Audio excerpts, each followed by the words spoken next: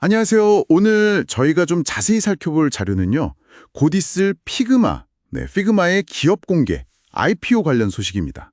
특히 최근에 공모가를 또 올렸다는 얘기가 있어서요. 이게 단순히 한 회사 상장한다, 이걸 넘어서 지금 기술 산업이나 IPO 시장 전반을 좀 볼 수 있는 그런 기회가 될 것 같아요. 이번 시간을 통해 피그마 IPO가 왜 이렇게까지 주목을 받는지, 이게 또 어떤 의미가 있는지 같이 한번 파헤쳐보죠. 네, 좋습니다. 먼저 피그마가 어떤 회사인지부터 간단히 짚고 넘어가면 좋을 것 같은데요.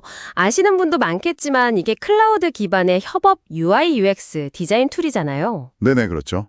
디자이너뿐만 아니라 개발자, 기획자까지 실시간으로 같이 작업할 수 있게 해주는 그런 플랫폼이죠. 실시간 협업. 네, 특히 예전에 많이 쓰던 데스크톱 기반 툴들, 대표적으로 어도비 같은 곳들과 비교했을 때요, 이 접근성이나 실시간 협업 기능, 이게 아주 뛰어나다는 평가를 받으면서 정말 빠르게 성장했어요.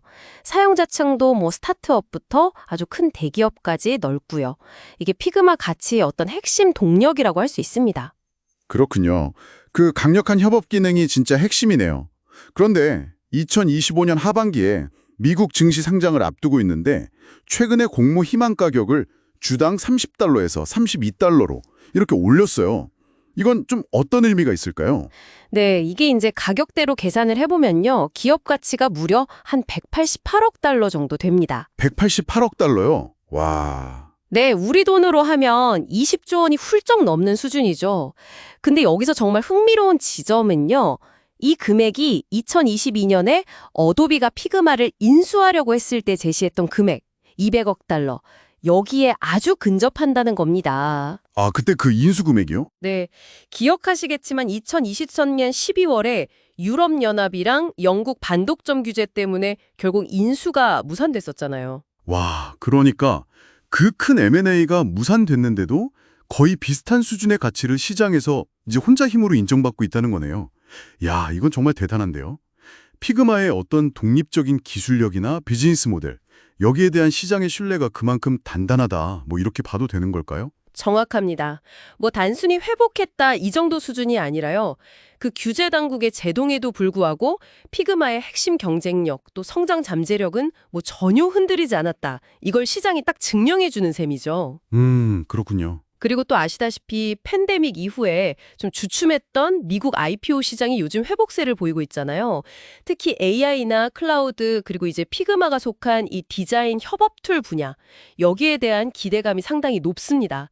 그래서 모건 스탠리나 골드만삭스 같은 주관사들이 이거 투자자 수요가 예상보다 훨씬 강하다, 이렇게 판단해서 공모가를 올린 걸로 그렇게 분석이 됩니다. 그렇다면 피그마는 현재 기술 트렌드에 가장 뜨거운 지점들에 정확히 발을 딛고 있는 거군요. 클라우드, 협업, 그리고 또 AI까지? 맞습니다. 이걸 좀 더 넓게 보면요, 원격 근무나 이렇게 팀이 분산돼서 일하는 환경이 이제 거의 뉴 노멀이 됐잖아요. 네, 그렇죠. 그러면서 피그마 같은 클라우드 기반 협업 툴 시장 자체가 그야말로 폭발적으로 성장하고 있습니다.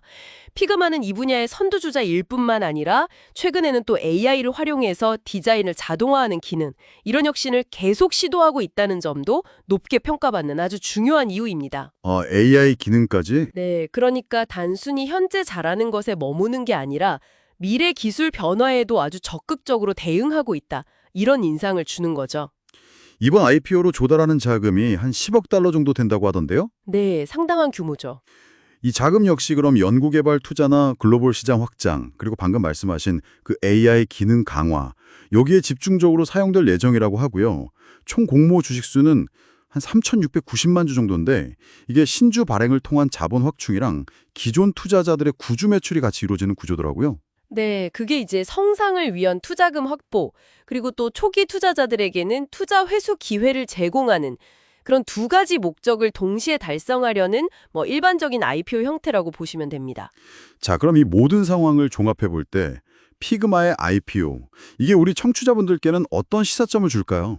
단순히 한 유니콘 기업이 성공적으로 상장했다, 그 이상의 의미가 있을 텐데요. 그렇죠.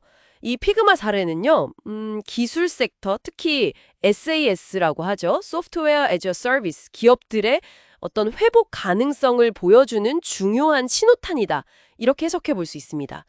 동시에 또 비슷한 비즈니스 모델을 가진 다른 기업들의 가치를 평가하는 데 있어서 뭐랄까 하나의 기준점 역할을 할 수도 있고요. 아, 기존점이요. 네.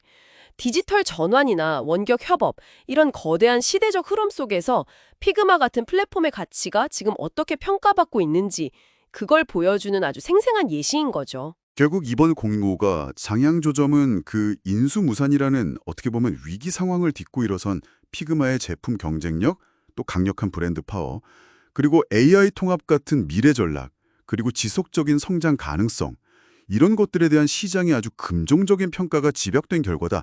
이렇게 정리할 수 있겠네요. 네, 맞습니다. 협업기술 시장이 얼마나 견고하게 성장하고 있는지, 또 투자자들의 신뢰가 어느 정도인지를 다시 한번 확인시켜준 셈이고요. 맞습니다. 여기서 이제 한 걸음 더 나아가서 이런 질문을 좀 던져볼 수 있을 것 같아요. 피그마는 인간 간의 협업, 이걸 극대화하면서 성장한 회사잖아요. 네.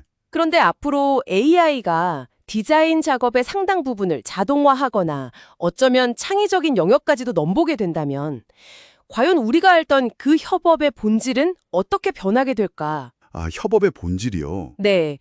그리고 이런 변화가 피그마 같은 협업 플랫폼의 장기적인 가치에는 또 어떤 영향을 미치게 될지 이건 앞으로 계속 주목하면서 좀 생각해 볼 문제가 아닌가 싶습니다.